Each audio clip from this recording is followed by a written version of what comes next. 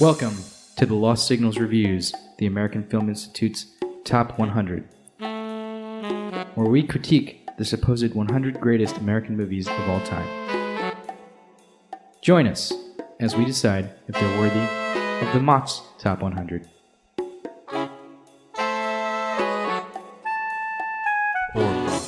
Good evening and welcome back to The Lost Signals discusses the AFI. Tonight we are discussing the film number 62, which takes place in 1962, George Lucas's famous American Graffiti. I am Chris Morgan and I am here with Stephen Hermosi. Hello. Jonathan Niemanzer. Lost in Vietnam. And Scott Thurlow. All right. And this film was actually produced by Francis Ford Coppola. Yeah, noticed that. Yeah, because Lucas and Coppola were really tight. And who has a funny log line for us? All right, I'll go. I had a friend who was a drag racer back in high school. Glory days. They'll pass you by. Glory days. Or they'll run you off the road. Yeah. And then you'll die. Fucking me right now. Anyway, go, Chris. Okay, well, Steven, would you like to tell us the plot of this? Sure. So this centers around two friends who cruise the strip in their town for basically the entire movie, getting into one strange incident after another. The one, Richie Cunningham. I don't remember his name in the movie. Yeah, Ron Howard's character has a girlfriend. Steve, yeah, that's correct. Sure. Steve, who he's gone away to college in the beginning. He's gone away to college, and his buddy is thinking about not going away to college, and he, over the course of the movie, decides that he wants to stay because he figures out that he loves his girlfriend, I guess. And his buddy, played by Richard Dreyfuss, who initially was having doubts about going away to college, decides that I think he needs to just get away from the gang that he has been recruited into. Falls in with some toughs. Yeah. And this does fall in with some toughs. You can't just walk away from the Pharaohs, and he's like, I gotta get out of here.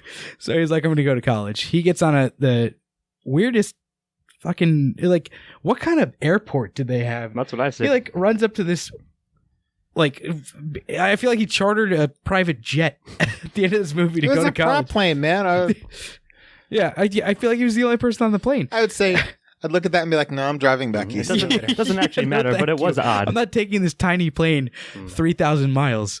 But, I mean, that's a lot of this. There's not a ton to the plot. A lot of things happen. There's a ton of vignettes that go on throughout this movie, but not a lot happens. Like, that's the basic plot thrust, is that these two characters start in one place and kind of flip-flop as they go throughout. There's a side plot with their older friend who has been out of high school, I guess, for a little while now. I don't know if that's true. I thought he was just a dropout. He's definitely older, because he's like, at some point in the beginning, Steve says to, hold on, I'm sorry, what's I'm blanking right now. Richie Cunningham's name? No, what's the drag guy's name he's saying? No. Yes, what is his name? Is John? Yes. He's talking about John, and he says, like, you don't want to end up like him. Like, so it's all right. And implying that he's just been hanging around town for all these years. And even at the end, John says to Kurt, Richard Dreyfuss, and you can call him Matt Hooper, he says to him, you don't want to end up here like me, or something to that effect. Yeah, exactly. Right. So, I mean, there's that whole side plot where he is rolling around in his drag racing car with I don't know, she's supposed to be like 12 years old. This little girl that like just jumped into his car in the beginning of the movie, and he's like trying to get her home the entire time, but she wants to have a good time. They slowly earn the respect of each other. They bond. They build a friendship of an older man and an underage girl. No, it's not creepy at all. Let's not say it like that. But they bond throughout the movie, and then he finally is like, all right, I'm going to get you home, and gets her back. And that's pretty much all the things that happen. Weird nerdy guy. Oh yeah, that's true. Weird nerdy guy has his own little side plot where he hooks up with the Debbie, sexy chick in town, and then gets the car that was gifted to him for like the semester stolen by God knows who, and then Random has to go steal it back. And yeah, Right. No, like you said, it's all like it's a lot of hapless teenage antics. Yeah. it's all like really. random slice of life vignettes. Like Yeah. I've got like high school graduates dicking around town before they go to college. Like essentially what's happening. Yeah. And you gave them more specifics, but it's a night in the life of them. Before I turn it over, I want to say I really enjoyed this movie, but not because the plot was like so strongly like scripted Sure. or anything like that. Like, Not only are there toughs running around causing trouble and robbing arcade machines, sure, Messing with the cops. Pharaohs. there are roaming Harrison Fords Yes. who, for some reason, are kind of like these Texas toughs Yeah, trying to get into drag racing in this town, which seems to be a mecca for Well, troubled. that's a really interesting thing that I want to bring up in themes. I want to remember that. But, Yeah, I was gonna say, and then Harrison Ford. I noticed that he had a different girl in the car every time, and he was definitely like Cowboy Joe or whatever. Yeah. but he's like, fucking Harrison Ford, man. He was Harrison Ford, but Charles Martin Smith's the nerdy character. I like when he's trying to buy alcohol.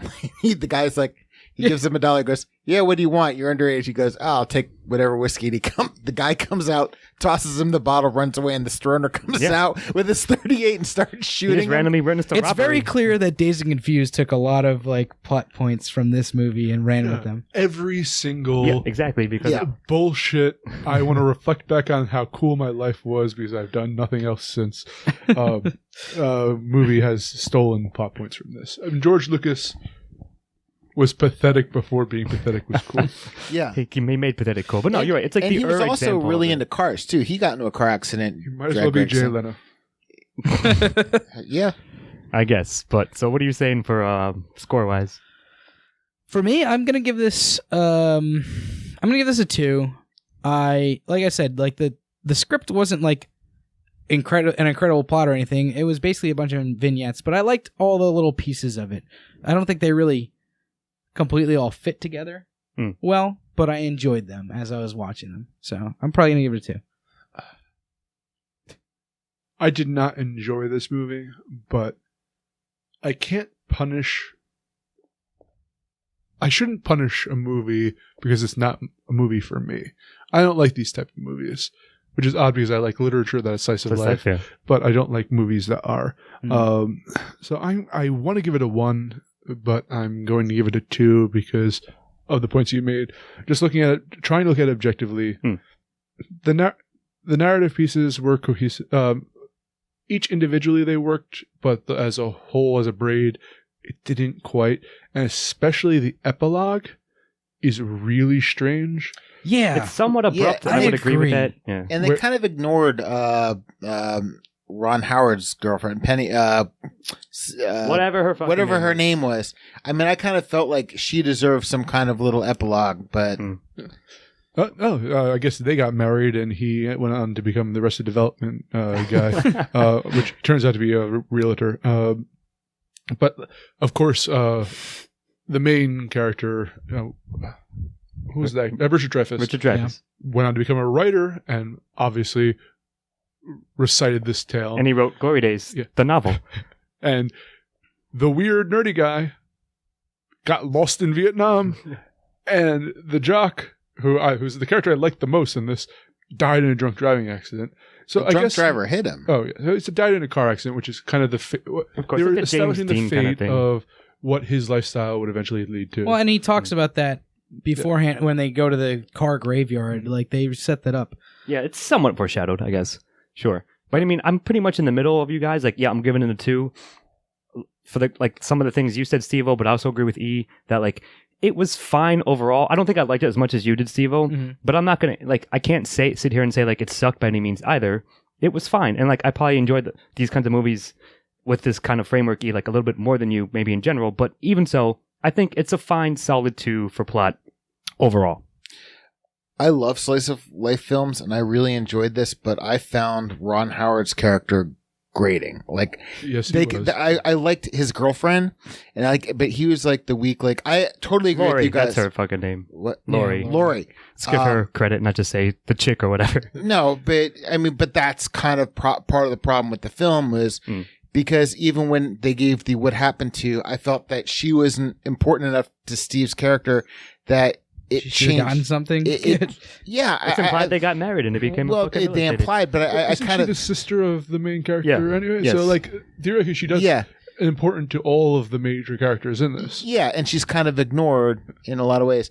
But I mean, it definitely deserves a 2. I'm not giving it a 3. I did enjoy it. I do like slice of life films, but a 2 is about right.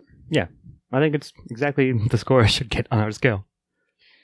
Okay, and Ian, would you like to tell us about the themes? Glory days.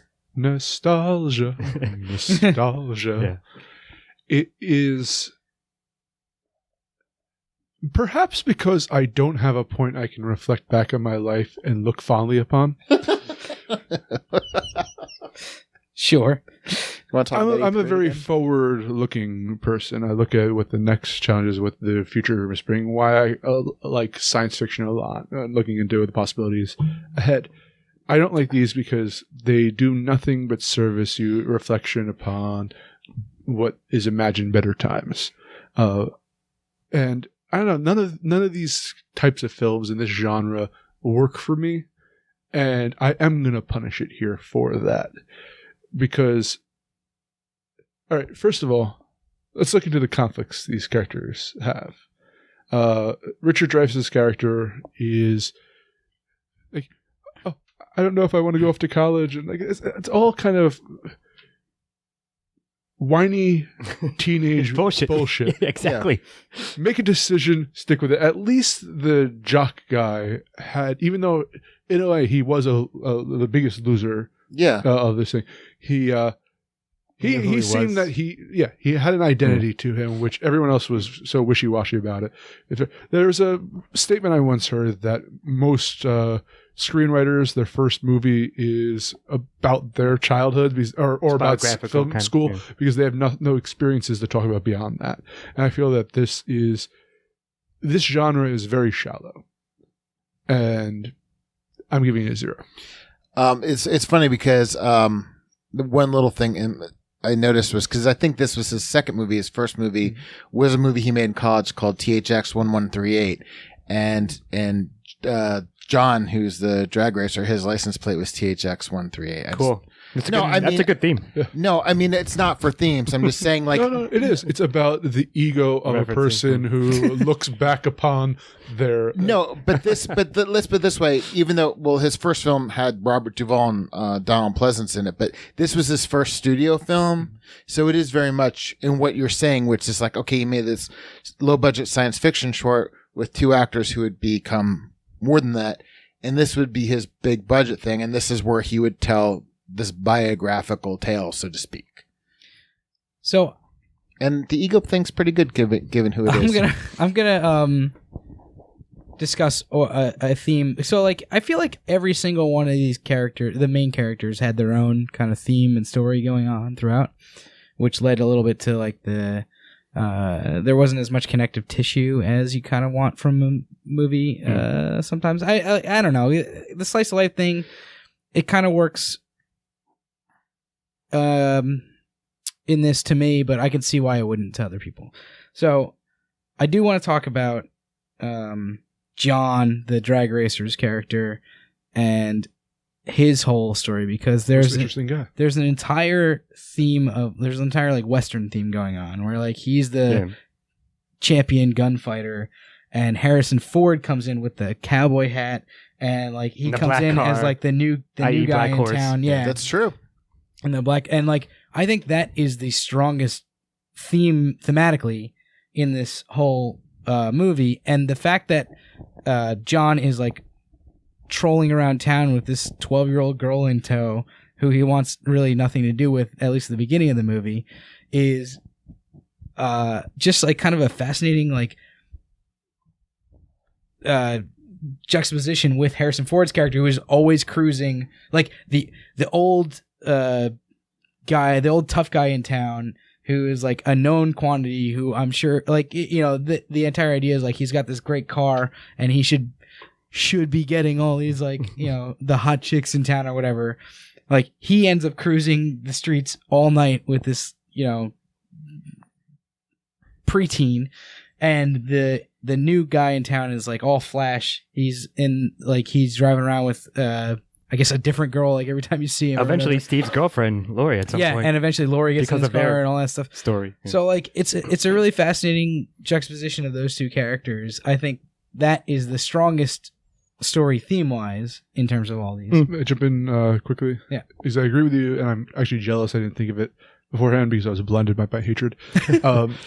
But there's also their relationship of the younger girl with the older man, in the sense of like natural born killers, things like that, where you have you're mentioning it's not gunfights necessarily in the cowboy theme, right. but it is a duel. It is a duel. But early on, there's a scene where she pulls out shaving cream or whipped cream with that. Yeah.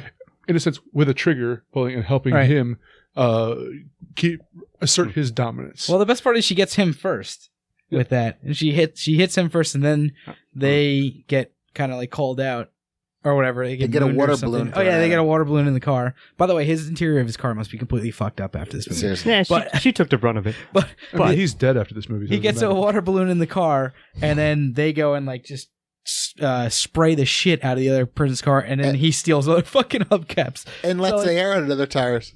Oh, is that what it is? I thought he was stealing their hubcaps. No, he was definitely unscrewing their tire thing. But I mean, you're right. Like, I do agree that he has the most interesting, most complete arc of like the main characters, we'll say. So like, I'm not sure. I wouldn't say complete, but go on. At least the deepest one. But I want to point two things out before I go on to themes in depth. But like, the whole reason he ends up like stuck with the preteen is because he's cruising around. He's like, "Hey, baby, want to take a ride with me?" And two like women his age or older, roughly, were like, "No, but my sister will." And he's like, "Oh, sweet." And then, of course, like, the 12-year-old jumps out and runs into his car. Now he's like, "Now what the fuck do I do?" So, like, his own machismo essentially, like, bit him in the ass in that instance. But, like, it's weird because, again, I find myself in this gray area between both of your, at least you and Steve-O's points that there's not, it's about figuring yourself out, I guess, right? After high school, what should I do? Should I go to college? Oh, my friend is going to go, and then, no, he's going to stay. Like, I get that. Like, that's sort of always going to be the case at that age, which many movies like this have it, or even like ones that aren't necessarily in the same exact vein, close enough to it. Like, yeah, I guess that's going to be effective because that's what you do when you're 17, 18. Well, speaking of juxtaposition, I want to juxtaposition another plot idea. So it is all about identity and finding yourself. You have the nerdy guy who is living above his station in a lot of ways. And yeah, he succeeds in getting the trappings of what he wants, but he finds out that what he wants isn't what he really what he desired isn't what he really wanted. And then the end of his plot is getting lost in Vietnam, which I think you're putting a lot of importance on that.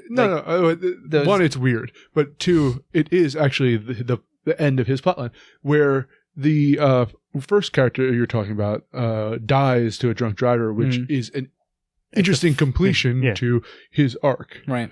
As he's not taken out even by a fellow gunslinger in a way; he's taken out by some random accident, straight bullet. Essentially. Exactly, straight bullet. Nice. This guy is living a strange existence. Finds this is me, this is my identity, and then disappears into the wilderness. He's just lost in the jungles of Vietnam to this day. So which actually kind of is He's cool fucking because Rambo. not cool, but it's set up because he gets lost in the woods with Candy Clark. Sure, but like, I mean, there is like this foreshadowing for each of their endings, right? Kind of. But like, I wanted to say, like, this is kind of like I guess the four main characters we'll call the nerdy guy one, although I don't quite I don't quite have his part figured out of what I'm about to say, but so you have like the Western, which is John, you have the rom-com, which is Steve, you have the coming of age movie, which is Kurt, and then, the other guy. You got Revenge of the Nerds. Revenge of the Nerds, yeah, I guess so. Well, go on. So I'm not saying, like, I'm not quite sure still, having said everything we just said, I don't know how to score themes exactly. Like, I want to take both, like, parts of the arguments that you guys made, but I don't know where that leaves me. Okay, go on. There you go. Yeah, so go ahead. So I give what's the gunslingers? Tony? John. I would give him a theme. If it was his movie, I would give it a Yeah, 1. I agree with that, but it's not, like not fully anyway. Go on. Kurt is the shallow everyman, and to me, his entire thing was like very generic. So that's the thing. The other two, I hated Ron Howard's character. I agree. don't think he learned a thing in this. And Nope. He treated his girlfriend like shit the entire time. Yep. Yeah. And then they get together and live a happily ever after. That's very unfulfilling, and in a completely different way than the other guy disappearing into Vietnam was unfulfilling. So I'm Like gonna every rom-com. Well, yes. I thought. Okay, Chris. All right, my thing with themes is it's going to be difficult because I almost want to kind of wait on this until we discuss antagonists, because there might be some crossover with this, depending upon if we discuss some antagonists and some manifestation, or if it's a person. But like with regard to these people, it's just like John was always interesting. I enjoyed the nerdy guy, Charles Martin. Terry, baby. I enjoyed from beginning to end. I enjoyed both of their journeys. Kurt didn't become interesting until he was threatened by the Pharaohs, which actually, Like random gang in town that yeah, is. which actually his Not decision. literal pharaohs, to be clear out there. I mean, and not the band for Sam the Sham. Yeah, exactly. Neither of those were the force antagonizing him per se. Go on, Chris. and, Oh, I want the references tonight. And then after that, he went to with his discussion with Wolfman Jack and everything. So like he didn't, and I think that part of it was, I don't think he was supposed to. What do you laugh at? Nothing. Go on. I think part of his journey was the fact that he wasn't really supposed to be interesting till the end, and he was the one who was always afraid to stay. It And wasn't. But like that's what Ian said. He's like the generic everyman. Yeah, but the so that means thing he has to is- be generic everyman. But the thing is, it's just like he went away and then ended up in Canada. But as I said, he became interesting in the last quarter of the film. Yeah, I would agree to that too. At least more interesting. And Ron Howard's character, I agree, I couldn't stand him from the word go. And I don't know why Laurie didn't stab him to death or something like that. But again, I hear everything you guys are saying, and I'm right in the boat with Scott. I'm like, I don't know what to do with this. Imagine like, if this has become a thematically. horror movie. Like at the very end, Laurie just stabs him to death and like kills everyone in the. I guess. That would have been an But, like, interesting movie. No, if that was the ending of that one plot line, Then that'd this be movie fine. would be getting Or a lot more Themes for themes. Or you burn him, or you set the car up so it's not John who dies. It's All right. Steve who's in John's car. And All right, we gotta get back on all right, track. this here. is You're the how one many who's- times can we kill You're Steve? the one who started it. I'm But giving it a 0. I think I might lean on that side, maybe a softer 0, because, like I said, I can see like the timeless thing of figuring, like I said, where you are at that age and trying to discover yourself. But I don't think this movie explores that all that deeply, or at least not as deeply as I think it could be or should have been. So The man ended up in Canada. He didn't find anything. So he found Canada essentially. and that I was it. gonna give this a 0 when we started this, like a for sure 0, and I almost like talked myself into like I came up with 2 of these 4 themes as I was talking. Sure. Is that enough? And I don't. It's much closer to a 1 than it Mm. was before. Chris, what are you gonna give it? I'm giving it a 0.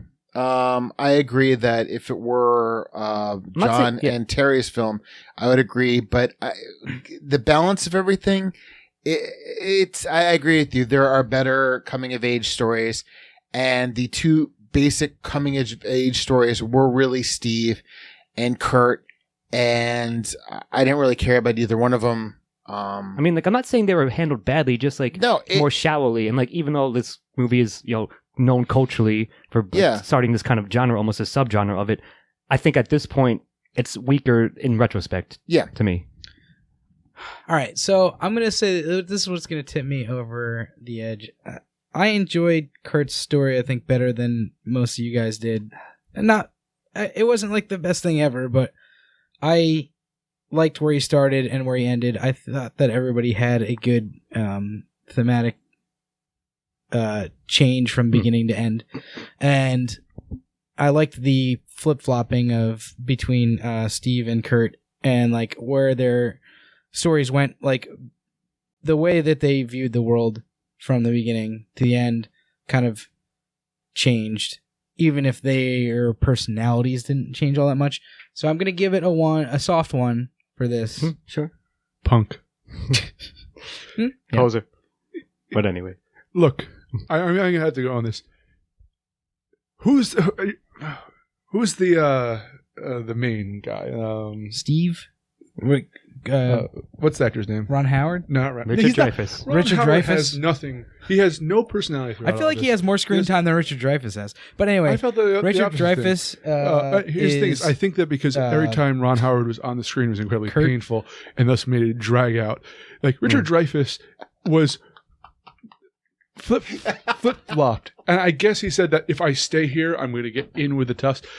I felt at no point was there ever a situation that he wasn't going off to college. He was having his one last fling, and I'm going to go a little bit wild. He ended up in Canada. The man was a loser to begin with, and he continued upon his thing and became in the end. Ron Howard grew in no way whatsoever.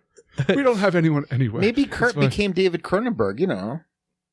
I'm not. Didn't say that in the film. No, he became George Lucas. That's the problem. Canadian George Lucas. But that's like so you said there's things. The problem is the logical connection between some of these characters, the progression of their themes, is either sickening with the way of Ron Howard's character, with like all of a sudden I learned that I love this girl. Like it was. Yeah, I agree. He was the fucking weakest part of the movie, but there were 3 other characters that I'm looking at. I don't know. I legit. Sometimes I say, okay, I see where you're coming from. I cannot see where anyone's coming from or giving this movie any credit beyond more at all. So I'm just gonna. I'm done. I said my piece. I gave a theme. I gave 0 themes mostly because of you, at least for your arguments, because I was on the fence. But I'm actually angry that this happened. Sorry, I apologize. But, okay. Angry that I gave it a 1? Yes, I'm. All right. Good. Well, I'm at a 3 so far. Go on. Scott, name us an antagonist. Drag racing. I don't know, man. Like you said, am I gonna pick some intangible thing? Like I'm like wrestling with your last night in town in your podunk town, hometown. What? Somebody said like I want to get out of this turkey town or like whatever. Fucking. Yeah. It is a turkey town, and they're all turkeys. Yeah. So like, I don't know if that's effective. Certainly, they were grappling with should I stay or should I go? Like pretty much, or should I race or should I not? But like again, I don't know if that's enough to like give it credit. Like I get it. That's what you do. You obsess about this shit when you're 17. Like we said this about other movies that have a similar framework and similar characters. But I think it was done better, at least a number of times in those instances. So like, I won't say it's bad or like lacking an antagonist per se, but I don't know if it's like all that effective or like if they really, as you guys were just sort of heatedly saying, like if at least some of the characters grew or changed all that much in the face of whatever adversity they might have been like facing that the movie showed us as part of the story. So again, this one, I'm not sure. My instinct is to give it a soft-ish 0, and I will open it up now to whatever you guys have. One quick thing I'm going to say, and then I'll shut up. The problem is I felt that the endings were foregone conclusions. Yeah, like I get that. I see what you're saying there completely. And thus, any antagonism that was there removed. Is removed. Yeah, like I mean, that's a good argument. So what do you think? So like you said that earlier, and it seems to me that you're just like a trope savvy person. Like it's not a foregone conclusion when someone at the beginning of a night says, I'm not going to go tomorrow, and the other person says, I'm going to go, that they're going to swap things just because you've seen this before, probably because of this movie. Now, or movies that came before it, which this is also riffing off of. Now, what I will say is that I think antagonist in this movie is barely there and pretty weak for what it is. That's also kind of what I'm saying too. Again, I'm cutting up both of your arguments. Go ahead. The problem is that like the antagonist is like being a fucking teenager, which so I said can be good, I guess, but in this movie isn't really a problem for anybody. You know, like more than like a cursory thing. Like everybody, exactly, pretty adequately defeats their own inner teenager or outer teenager, as it were. Like there's no, I never found any sort of real antagonism. It's everybody trying to have as good a time as possible on like their last day before fucking going to do whatever they do tomorrow. You know? I'm going to rebut you quickly Yeah. in that I don't say that everything. I didn't know that Ron Howard's character would end up where he did. I felt that Richard Dreyfuss' character, who I took as the main character of this, had no logical conclusion except for that. Whether I'm genre savvy or pay attention to the motivations of people, it is. I felt that his character in particular could end up in no way but him deciding to go off to college, and thus no antagonist. Yes. Yeah. You're saying you don't know people that like from high school that were like intending to go to college and then were like fuck that, or No, I don't talk to anyone from high school anymore. More so, I'm not I would talking say about that the now. I'm talking about like then. application now would be that I know people who intended to go off to grad school and decided to stick in their hometowns afterwards.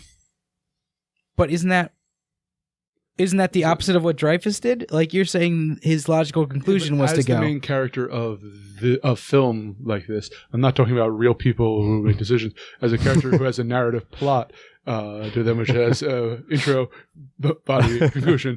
Right. There was no other conclusion for him but to go off. But that's what I mean. It's a genre thing. It's being genre savvy or trope savvy. I'm saying it's being narrative savvy. Right. So I'm not looking at this in retrospect. I'm looking at this as a work of art in that there's no way beyond that. Yes, it was an expected arc for that character. I'm not saying it And wasn't. They did nothing there to subvert even my expectations of that throughout the film. Okay. I could see that. Yeah, so I'm not arguing against that. While I'm in a base forceful, I do think that like the sentiment that there is a lackluster antagonistic force, which isn't enough, given everything you guys just sort of rebutted each other on. That like for me, like again, a softer 0, but still at the end of the day, a 0 for antagonists because of everything we just said and as applied to the characters' arcs as we pointed out. I just want to, I'm impressed that our argument was not over whether it was or was not there, but whether the reason we came to that conclusion was valid or not. Well done, boys. But I'm going with a 0. Go ahead. As I said before, I thought that if there was any antagonist, it'd be tied into the theme. And were this Paul and Matt's movie, John, the drag racer, it would have been Harrison Ford, which, to be honest with you, would have been a much more interesting. Like if everybody else was kind of an ancillary character, and this somewhere there's a movie where it's just them like drag racing the whole time or something. Well, what I'm saying is, you have this as the main focus, and everybody else is kind of floats in and out. But I agree with you. That I don't feel a strong antagonist, as I don't feel that there were strong themes, because I feel like the emphasis was put on they spent way too much time with Steve. I couldn't stand that asshole. And I agree with you that Dreyfuss's character, right away, you kind of knew, even though I'd seen this before, you knew it was already set up that I felt, as Ian did, that it was set up that he was going to go away. I mean, they were projecting it way too much at the beginning. Steve was too adamant about going. Dreyfuss was too wishy-washy about staying. And I don't really see, as with a strong theme, I figured if I was going to give one a 1, I'd give the other one a 1. So they're pretty much linked, and because I feel that, that they would be linked, because there is, to me, no personification. It is more of a out there. I'm losing the word, but I'm giving it a 0. Okay. And it's on to me with protagonists. Speaking of, and I kind of actually insufferable assholes. I'm an insufferable asshole. No, you just mentioned Steve, the character. Go on. You mean I'm trying to make fun of Ron Howard's character? Steve the character, not you or anyone here. Okay. Speaking of insufferable assholes, no, I kind of projection. I kind of considered this a relay to a certain extent, that everybody took turns being the protagonist at one point, but. What? I wish they didn't do that. I don't either, because that's the problem, is because I couldn't stand Steve. We're all hating on him. I didn't really find Richard Dreyfuss' character until like he was okay. Because compelling. He's generic everyman. Yeah, but I really enjoyed the comedy of errors that was Terry's character, and I really, as we all agree that we all like Paul LeMatt's character, John the Boast. So to me, to be honest with you, if I'm weighing this out, out of a 4, if I'm going to count 4 protagonists, the protagonist gets like a 2.25. So I'm going to give it a soft one. I'm going to say there's 2.5 protagonists in this movie. Sure. So it out of 4. So I kind of have to give it a softer one. It's really funny because I'm going to I don't have much more to say because almost exactly how I was going to cut it up. Again, especially because you guys, we talked out what you just said to previous questions just now. That like, yeah, John is by far the most interesting character. It would be awesome if the film focused more on his arc, and thus that would have made it both thematically and antagonistically stronger. But unfortunately, that's not the case. Like you said, Steve-O, it's all like vignettes, slice of life shit. So therefore, okay, what's happening with Steve? And now we go to Kurt and he's doing this. And sometimes that's boring and or just outright grating, as we said. So yeah, when it cuts back to John, that's cool. It's interesting. He's doing his thing, and like it's more has more depth to it, I would say, at those moments.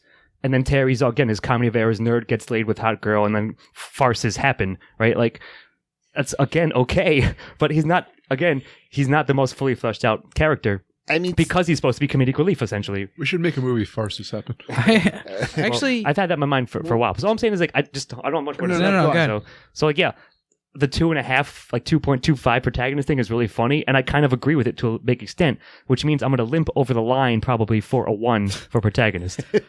I'm going to give this a stronger 1 than you guys, because I actually like 3 of the 4 protagonists. Steve obviously being the man out, but like I like Kurt a lot more than you guys seem to. Because you're Richard Dreyfuss. I guess so. What does that fucking have to do with anything? That's why he likes him so much. I mean, I wish I was Richard Dreyfuss. I'd have a lot more fucking money. But and he'd be a lot older. I actually like Kurt's character better than Terry's like hapless nerd character. I think that character, while mostly enjoyable, plays into a lot of fucking shitty stereotypes. Yeah, and at the time, like, you know, it was more acceptable to do that, I would say. I guess. But like, it doesn't make him any less shitty. Right. I agree with that too. But like the point is that I think that 3 of these 4 characters are worth giving a 1 in protagonist 2. I probably would have given, if Steve was the only main character in this movie, I probably would have given him a 0, but I think there are 4 main characters here, and I'm going to give it a 1 overall. And what occurred to me is, I think if they had kept Richard Dreyfuss hopping cars through the whole thing like he was at the beginning, and Steve spending the night chasing Laurie, where he would just, like, as in the woods, would just pop up and pass through. This is unsalvageable. That's what I'm saying is, it's like, that's to me the place for those 2 characters. Okay. So I'm giving it a begrudging 1. Ooh. Because I'm trying to go back, tamper down my emotions. Fair enough. And I respect that. Right. No other reason beyond that. I still, like I said, respectable reason. And Steve-O, with you do secondary characters. All right, so we've got Harrison Ford, one of the big ones. Laurie, Steve's girlfriend, I would say, is probably the second. Laurie, Steve's girlfriend, who is, like a lot of people would call her a saint for dealing with him. I think that she should just dump his ass. She to did. Be honest. She did, and then she got back together with him. Well, she dumped his ass for like an hour while she rode around with Harrison Ford. Yeah. Which was that part just seemed kind of silly to me, but whatever. Harrison Ford's character was mildly interesting as like the new guy in town who's like looking to challenge the defending champion. Laurie was okay, but there wasn't much to her. Like, they didn't give her all that much to work with. Yeah, I mean, I agree with that. I'm going to leave the one that everybody wants to say for whoever jumps in next.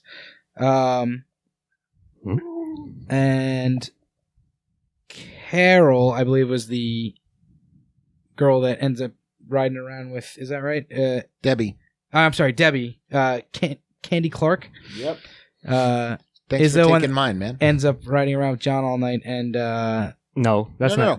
No. You mean I'm talking about Carol. Oh, that's right, Carol. Mackenzie Carol's the Phillips. one that ends up, is the one that ends up driving around with John all night, and she does a good job as like a precocious 12-year-old. I thought like Sure. all right, so that's all I'll mention. You can mention Debbie and all that.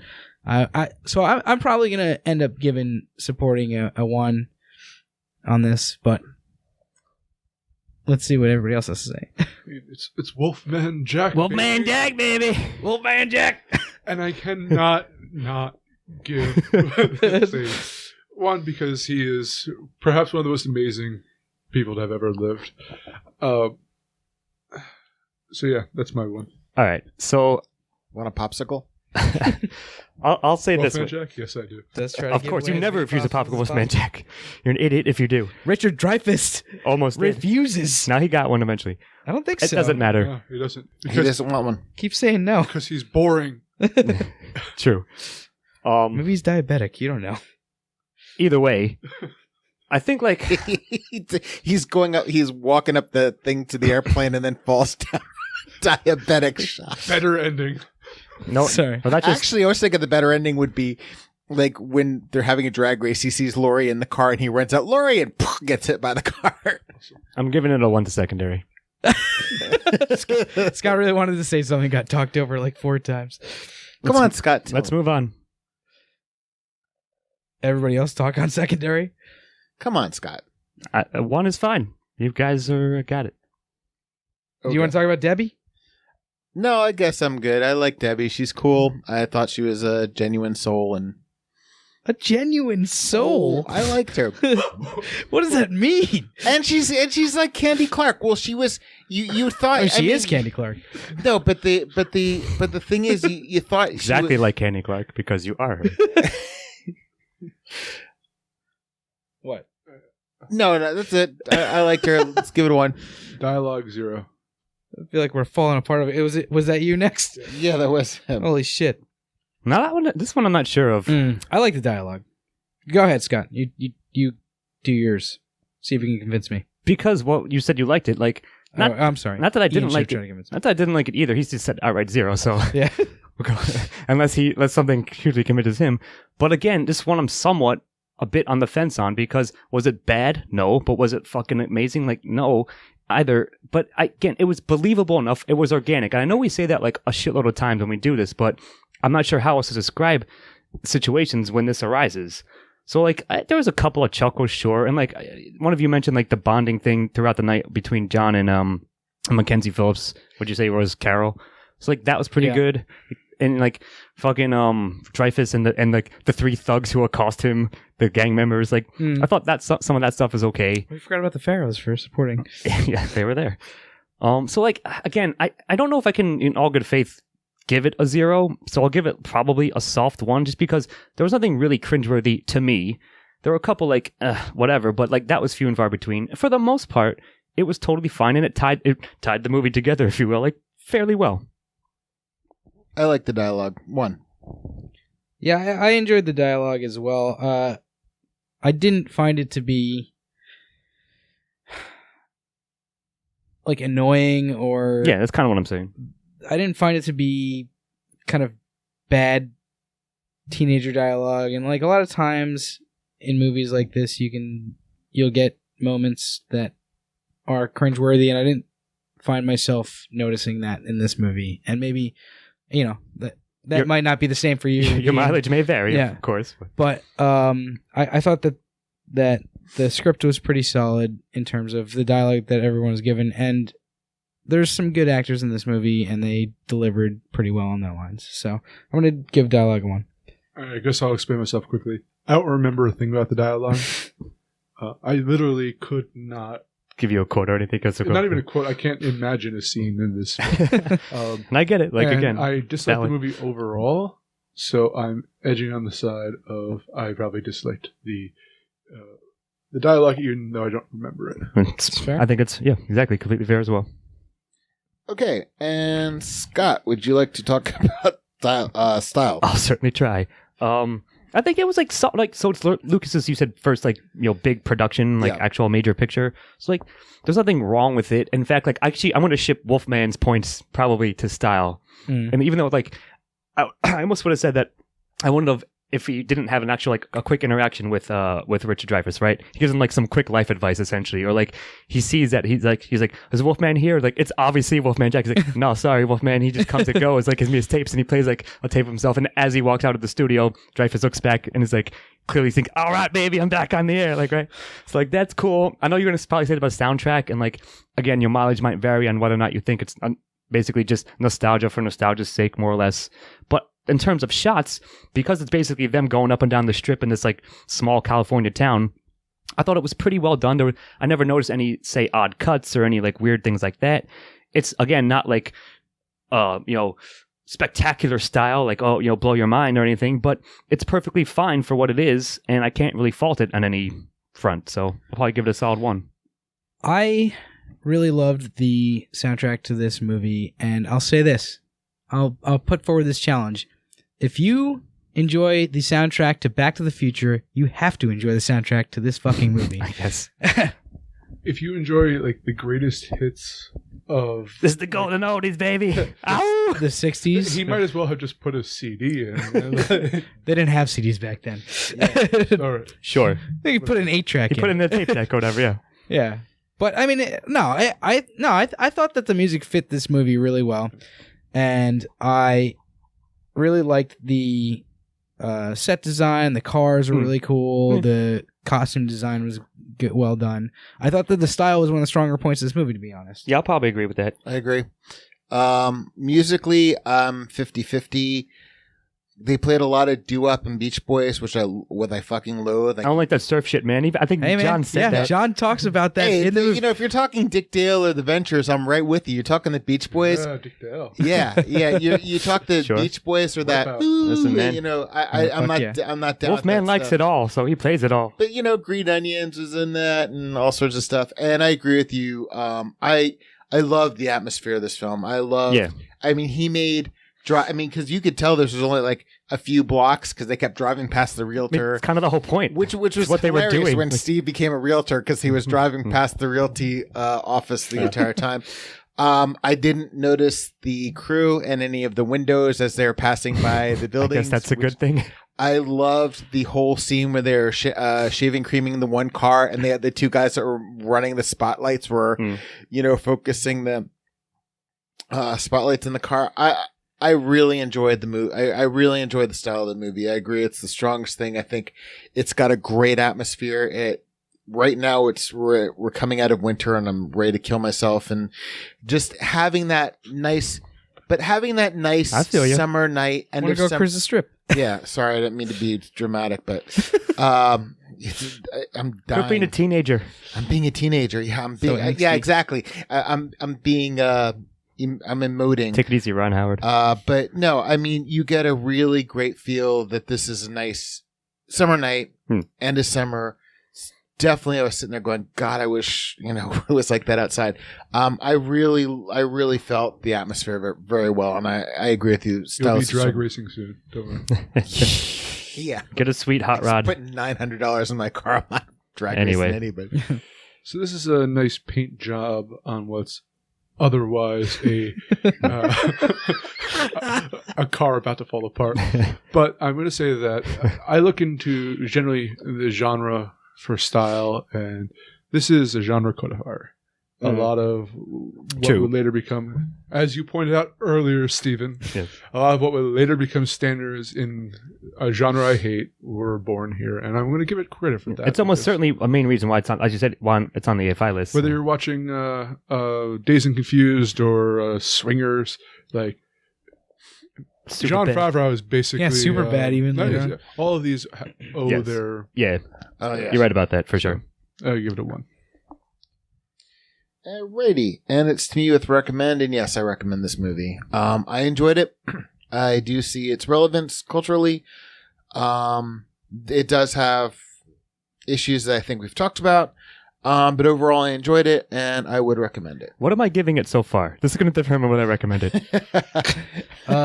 You are giving it a 6 out of 9 so far. All right. I guess that means it's good enough to recommend. Like, it's fucking fine. Like, I don't tell you. It's Like- so funny. Go on. Like, that's all I have to say. Like, seriously, if I was giving it I was in my brain, I was like, if I'm giving it a 5 or less, then I can't recommend it. If I'm giving it a 6 or more, then I will.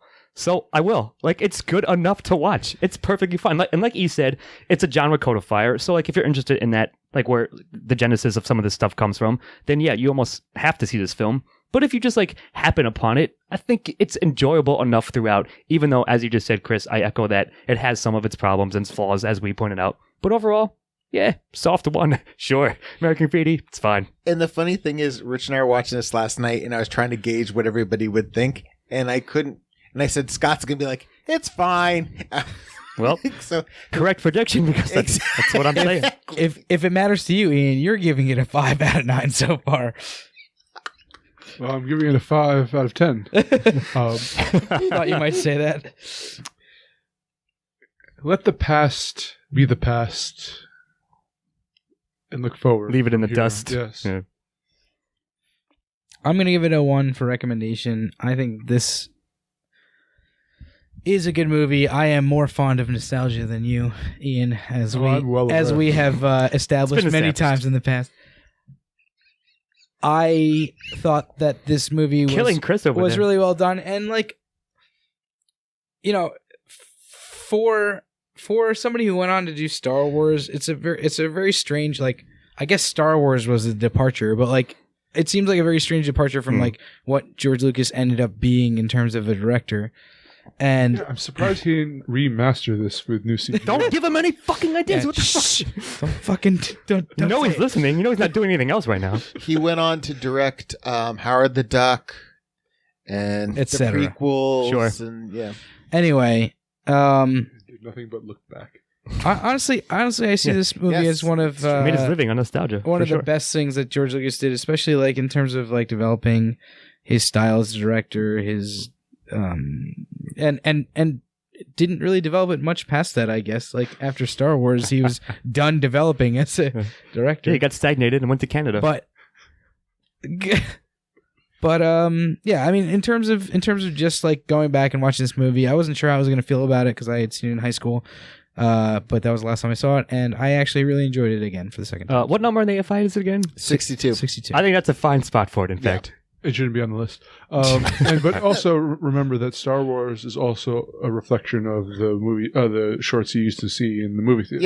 Yeah. Yeah, So he does nothing. He lives on looks nostalgia. Yeah. Back on. of course. I'm He not saying based that Star isn't the Wars case. on Campbell, who was like basing his work on ancient stories. Yeah, but So- he also Kurosawa and the old Flash Gordon, as you said, the old Flash Gordons and the Buck Rogers from the serial. So Sure. yeah, it was a mishmash of looking back. yeah, but Probably about the most forward thing he did was his student film THX 1138. either way, we've got our scores, I think. Yeah, and I kind of did guess that Ian was either going to love it or hate it. Well, good for you. Well, I gave it a 5. Yeah. So that's right in the middle. Well, He had really no strong feelings for it whatsoever. I'm going to give it a. You're a 5 out of 9. Well, it's going to be a 5 out of 10. What does that leave us all together if you have the... So The whole I've got scores. the scores. If you guys are ready. Yeah, go ahead. Yeah. Hang on 1 second. So it's a 6.75 overall. Ian gave it the lowest score with a 5. I gave it the highest score with an 8, and Chris and Scott both gave it 7s. Okay. I'm okay with that aggregate. So that's what we got. Yeah. All right. Does anybody have anything else to say? I think Let this end. It's time to drive off into the The sunset. same thing Ian felt while watching the movie. I'm Chris Morgan, and I'm not going to Canada. I'm here with Steve and Ramosi, And I'm not getting lost in Vietnam.